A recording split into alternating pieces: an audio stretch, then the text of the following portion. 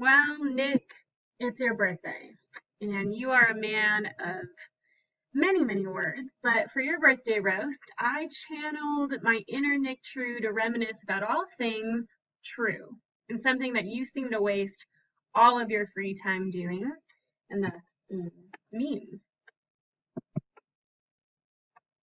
In the summer of 2010, there were a lot of stories that happened, and there are more stories than I have time to share. Plus, I'd hate for Max to watch this video when she's older and judge her dad for not helping those assholes who crashed our party find their stolen car that one night. So I'm gonna avoid as many of those stories as I can. But I am going to have her ask her dad one day to prove how high he can kick, because we all know from the summer of 2010 that's how a lot of ceiling fans break and muscles get pulled. Speaking of things breaking,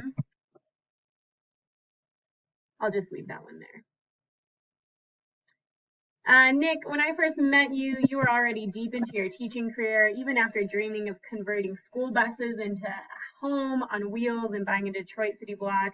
You're still shaping the hearts and minds of future voters everywhere. One COVID germ droplet at a time. I love this.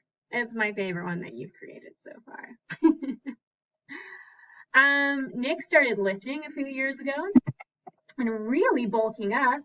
It's been so fun watching you have a hobby other than creating trivia questions for the shitnet at Patrick's.